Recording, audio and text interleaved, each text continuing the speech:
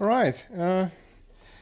First time I did like a presentation about this, I was the only one who had like AI graphics, but suddenly everyone has them, so I'm not cool anymore.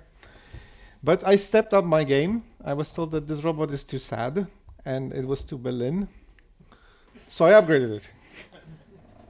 Does it fit better now? All right. Speaking about graphics, there is this company called OpenAI. They used to have a logo like this. Does anyone remember this logo? It was the first one that they officially published in anything. And I've been switching them over and over again, getting more gradually into something like Uber or Facebook. It's like generic logo. They even lost the swirl at some point. I know that they're trying to restore it, but yeah, the current logo is actually without the swirl. But back when they were cool, there is something called GPT-2. And for a very, very, very, very long time, this was one of the only open models that they have, which was a large language model. And have anyone tried to use this one? Yeah, it was before the GPT got popular. It was in 2019. Wikipedia has like a funny mention of it that people were worried that this thing will take a lot of CPU and GPU. You will actually need a GPU to run it, which is terrible, right? Like, why would you use this many resources on something like that? Like, this is crazy. And Hugging Face, by the way, a company started by French people. They made this version that was slightly faster and slightly less resource intensive, and was like a big hit back then. Nowadays, you can fetch something like NanoGPT, and you can train your own GPT too. NanoGPT is written by Andrew Kapati. It's written in Python. Yes, I know it's terrible. And this is also written in the worst Python I have ever seen. Like, this is the configuration comment, because this thing actually includes a list of global variables, and that's how you configure it. And he said that if you find some better solution that is simple Python, I'm all ears. Please do tell him there are better solutions. Nevertheless, it's better than what we have right now with closed AI. And oh, sorry, I forgot to tell. If you want to try it, I highly recommend try different tokenization options, because you can make one token per character, which makes something that looks like language, but it isn't. Or you can take your like history of chats, and you have do something like, yeah, it can generate the chat with your friends. Even if you don't have friends anymore, it can actually generate new ones. Pretty fun part. But it's much better than current closed AI things that we get. And the thing is that even though we closed most of the big models, you can't really stop them for that long. This is generated by ChatGPT, and ChatGPT doesn't know the LLM models. M in LLM stands for models, so this is LLM models. But we have open source options available for those. There is Mistral, French. There's Qwen, which has like a very good coding model, Qwen 3 coder. There is Phi from Microsoft. There is Gemma. Gemma is like a little Gemini from Google. There is DeepSeek. There's Olmo. Olmo is an interesting one, because Olmo provides the training data, the model, all the checkpoints, and all the code that they use to train this thing, but the model sucks. But it's still fun to like take a look at how the entire thing was built. There's Llama. Llama is free for everyone who has less than 1 billion users. So Llama is free for everyone except for Google, Amazon, and a bunch of other companies like that. There's Grok, and there are many, many, many more models. I highly recommend you to take a look at what's available and try them out. But not everything is an LLM. I know, crazy. There are embeddings, of course. Some of them are for text, some of them are for dedicated types of text, some of them are for images like clip or cyclip, some of them are for audio. So these are used to do vector search or semantic search. There are voice recognition models, and Whisper is like so far ahead when it comes to open models that everyone uses Whisper. There are image generation models, some of them pretty fun. Some of them you can combine and match to do crazy things like in-painting, face swapping, or whatever else you want using Comfy UI. And I think that even though we have all those models, we're still in a pre-Postgres era when it comes to AI. What happens right now is everybody's using this old weird Oracle thing, like OpenAI being Oracle. And by the way, Oracle stands for one rich asshole called Larry Ellison.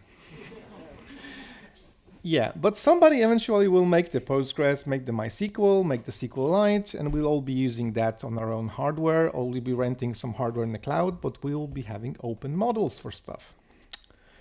Hugging Face is like the obvious candidate to do some change in this area because you have a lot of models published over there. But most of this is like Python stuff with like some binary file. What about Ruby? Especially what about Ruby here right now? Like France is like a European center for AI, right? Yeah. So we can do better. We don't really have to rely on Python and some random scripts from the internet to run some AI, right? You can do AI and machine learning in Ruby right now. Not everything, but quite a lot of it. And by the way, if you want to scare off AI bros from any meetup, add ML to the mix. If there is ML, they won't come. First option is, of course, wrapper gems, like we did in this era. Who has this line in their code? Anyone? Has to be someone who is like still jQuery. Yeah, there is one person. Yay. There's always one person. And it's always only one person. I don't know why. Are you the same person? No. Okay, so there are some options. You can add, for example, Whisper as a wrapper gem. It will install as native extension, and suddenly you have Whisper. You run it like this. I had to add some extra code because this thing needs a WAV file, and most browsers, for example, provide something else. But other than that, it's a very simple thing that will just give you a block with chunks of text, and you can transcribe text using Whisper with very few lines of code. There is OLLAMA and VLM and Llama files and LM Studio and Jan, and there's a bunch of different ways to run LLMs locally. You can just install OLLAMA and do OLLAMA run Gemma 3, and suddenly you have OpenAI compatible API on your own computer running Gemma 3, for example. There are Llama files, as I mentioned, which is also a very interesting pattern because Llama files came from something that was an article. This file runs on 6 different operating systems, and it was FreeBSD, Linux, macOS, Windows. I don't remember the last few of them, but basically you just double click on the file and it runs. And somebody put Llama CPP into this, and now you can just download the model, double click it. In case of Unix, you just do /, and you have a server with a model running. So there is only one file, there's nothing to install. This is a binary that basically runs the model. Pretty cool. And this has both like a chat interface and command line, and it has a server that you can connect using OpenAI API, because what else? So this is a very good way to start with those models. You can find them on Hugging Face, just search for Llama file and the name of the model that you're interested. Somebody already did the work for you to bundle them together. These are supported in most gems. You can use Ruby OpenAI, you can use ActiveAgent, Ruby LLM, so everything that is popular and works with OpenAI API, it will work with this. And it's just this much code to replace proprietary model with something self-hosted. Like in this particular case, it's remote Llama, but still, you can just run this thing from localhost. You just remove the key for the client because you don't need a key. Before we go any deeper, I would like to show you a small demo. I never do demos, so today I'm going to do 3. I will start with this one. This is a presentation of my friend who happens to open source it. So I basically stole it. he wrote, this is written in Rails. This is running on my local computer. This is written in Rails. What he did is he did interactive presentation with Hotwire. And I can actually go to next slide. This is the next slide. And this is the cool part. What he did, it had like an animated creature that was communicating using OpenAI and Whisper. So he was sending the commands to the server. The server was returning the tool call, and the tool call was calling something using Hotwire in JavaScript to do something on the screen. But I just disabled my internet connection. Oh, no, I didn't. Now I did. Now we don't have internet connection. And let's do the same thing. So if I'm not mistaken, this is come to us, Gemma. And it takes some time, but we get the animated dog. And they also changed the name of the dog. In the original presentation, the dog was called Gem, but this is Gemma. And the difference between Gem and Gemma is Gem lives in OpenAI, and Gemma lives here with us on this laptop. Sniff.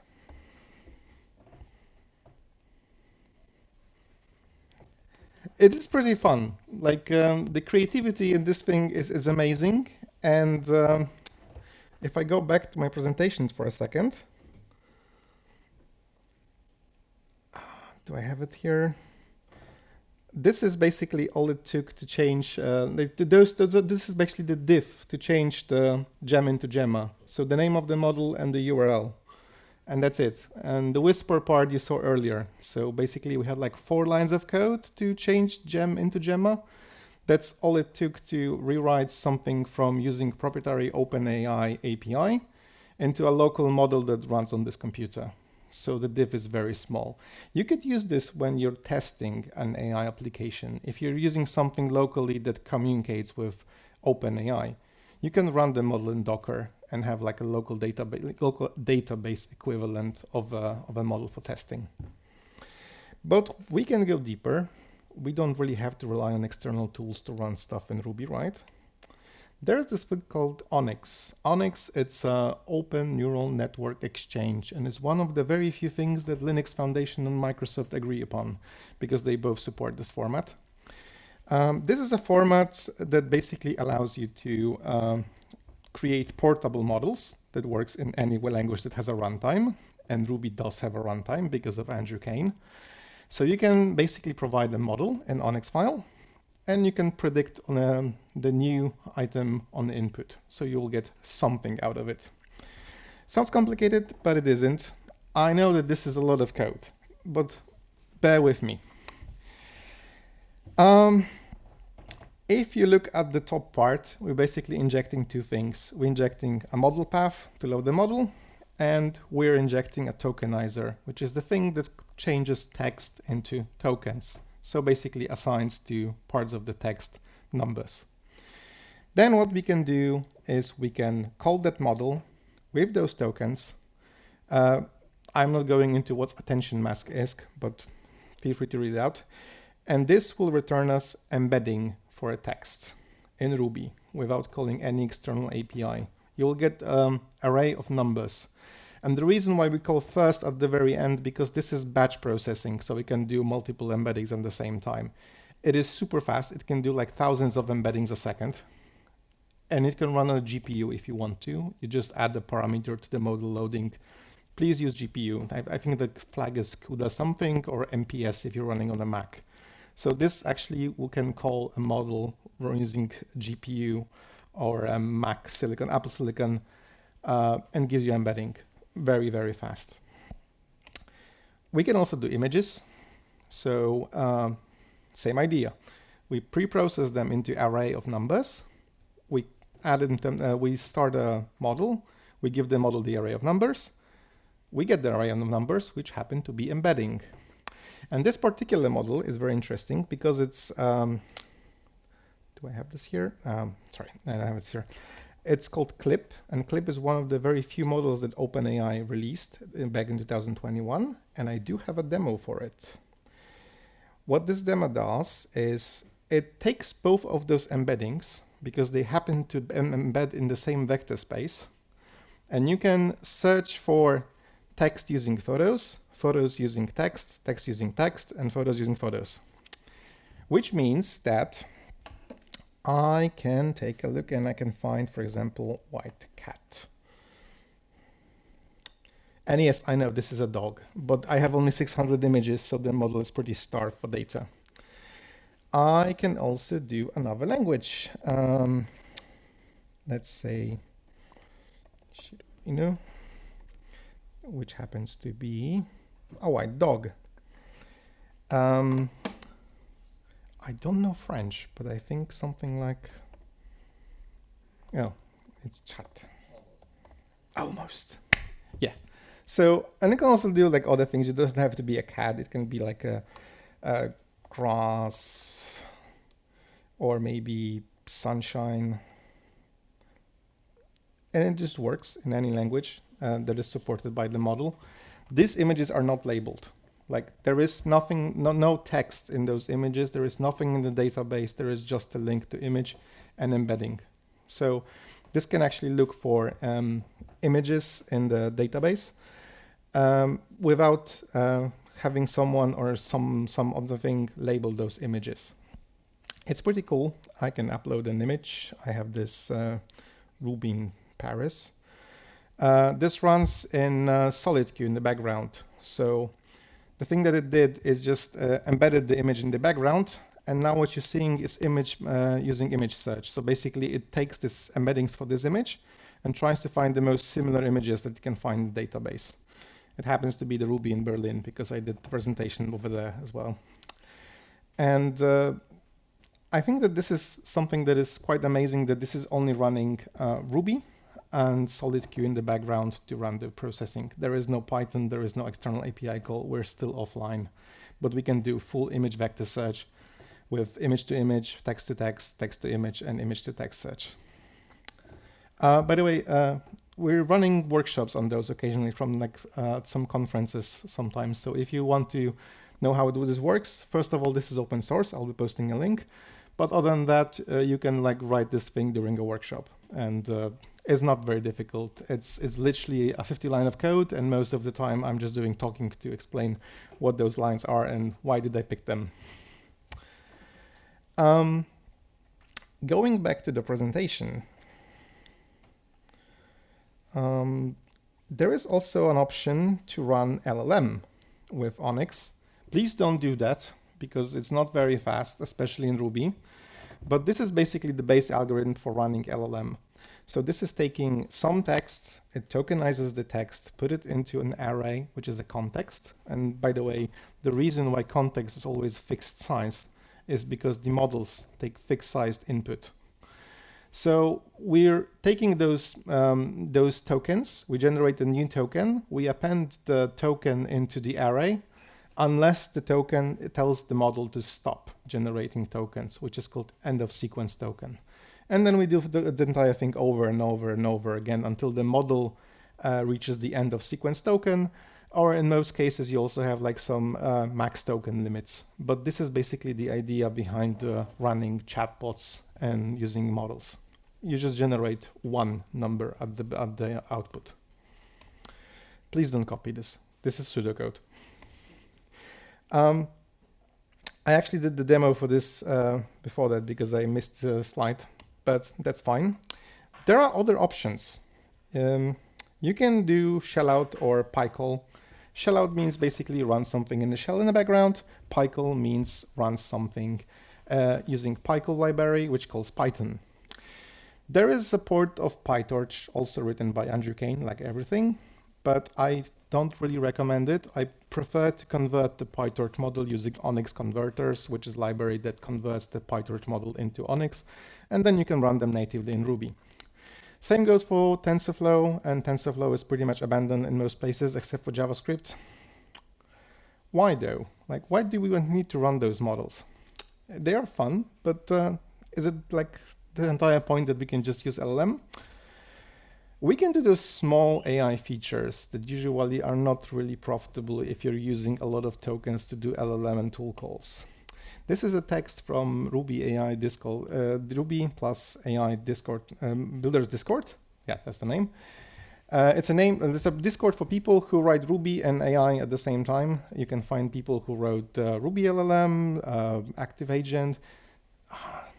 Do we have FastMCP? You're still there?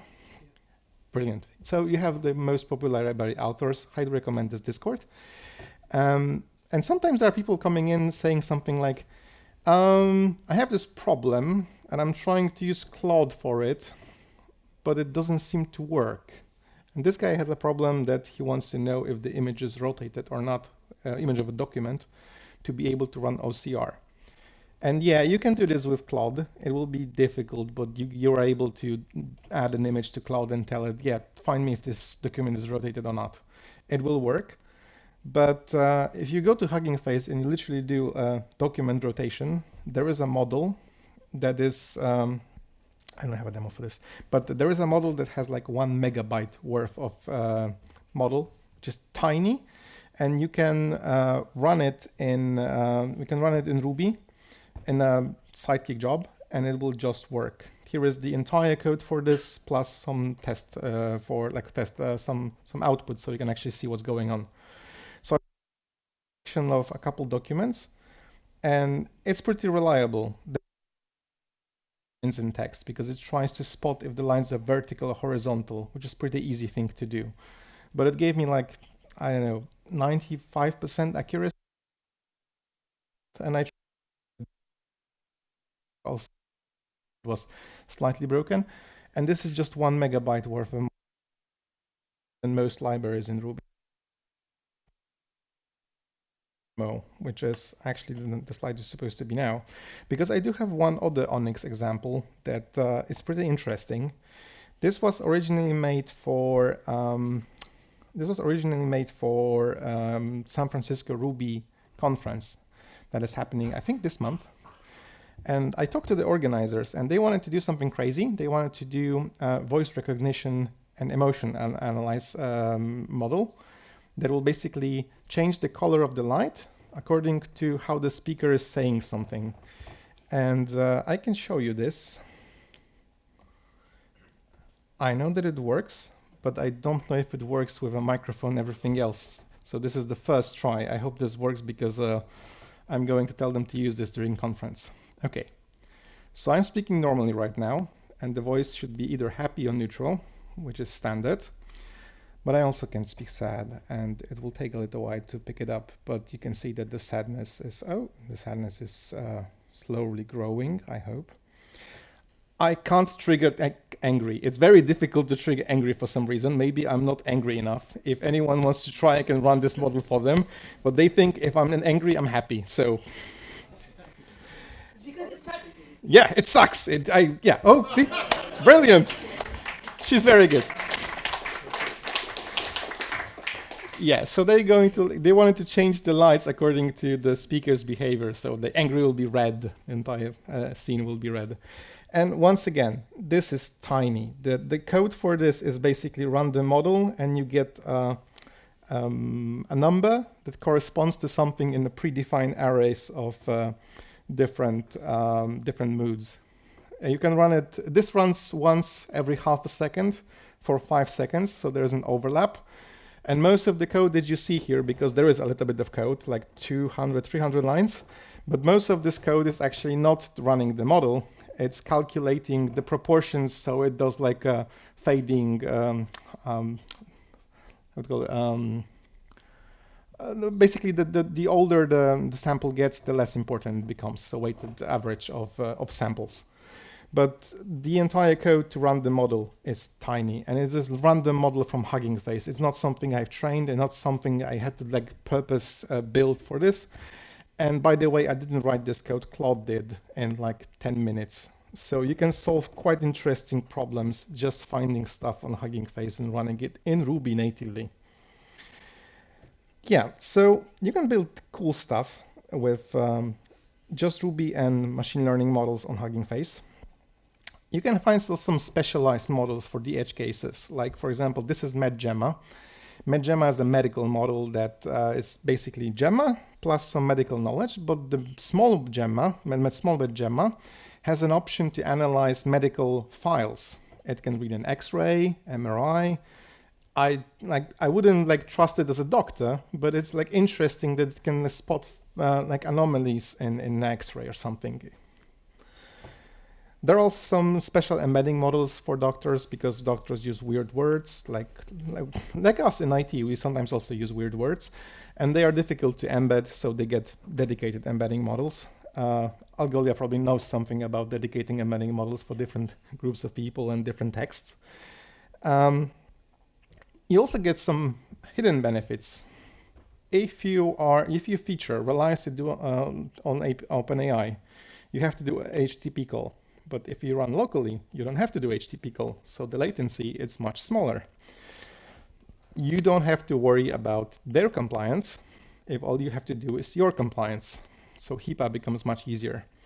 And you pay for compute, not for tokens. So if you buy something like Mac Mini, put it in cloud on a hosted system, you have a GPU in the cloud with, I don't know, 32 gigs of RAM, which is plenty to run a lot of models.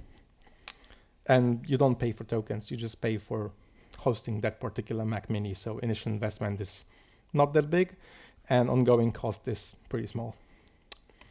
So I highly encourage you to find something else than LLM and test it out on Hugging Face, but also LLMs if you really enjoy them. And Ruby is ready for it, in my opinion. Anything else than training a model is pretty much doable in Ruby right now. I would like to invite you to make Hugging Face your second Ruby Gems, but I know Ruby Gems is no longer popular, so maybe make it your second gem co-op.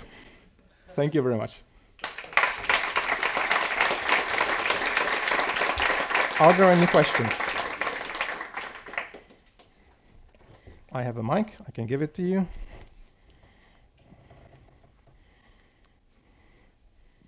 No questions. We have one question from the chat.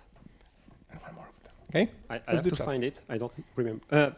Can you run a deterministic LLM for QA or testing in this way? Yeah, you can do something that runs on a CPU, and you can do something that basically has zero temperature. So you will get always the same response. And the nice part is nobody will replace your model because OpenAI will sometimes replace the model and you'll get a different answer. But if you run on your machine and this is the same file, you'll get the same answer unless you're doing some crazy GPU stuff, which will change the outcome sometimes.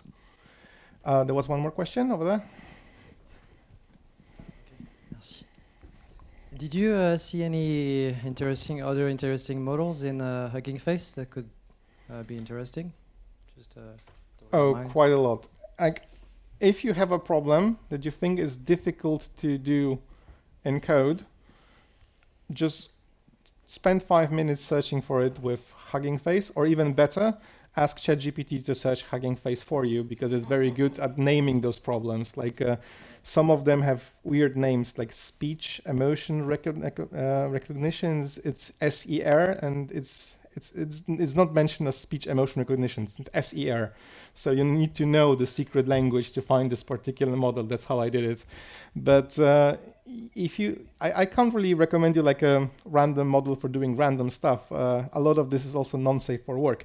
But if you're looking for something that you find difficult doing manually in code, and you're trying to hack LLM to do something for you, I highly recommend to take a look at what's available on Hugging Face because I'm quite sure that somebody already is working on it. OCR, also amazing categories of libraries. They have specialized OCRs for different kinds of, for example, infographics.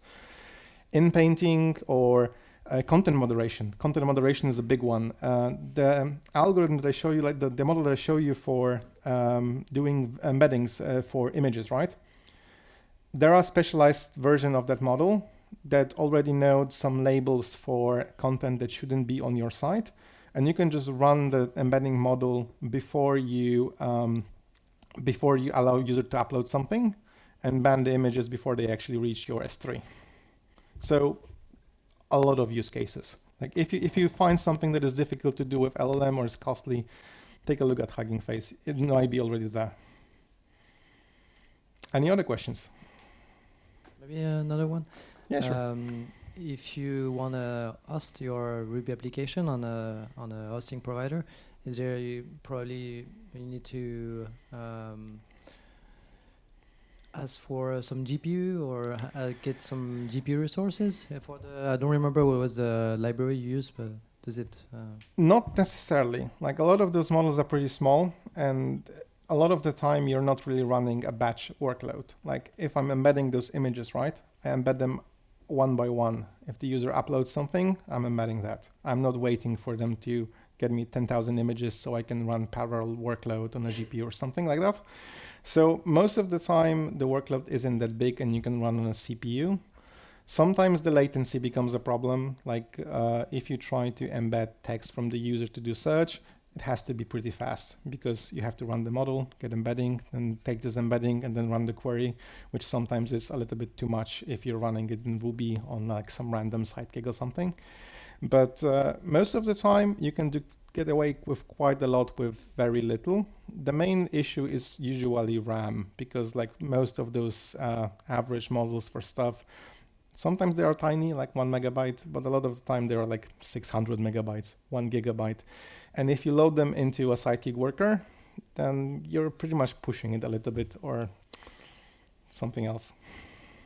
We should probably make a library of which models are kind of cool to use for Ruby, like good for.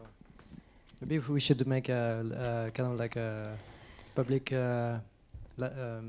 Please or do. Something. Yeah, No, you're right. You. No, I'm kidding. Me. No, I'm kidding. There's already Transformers.rb, which has like a lot of ready models for like once again Andrew Kane.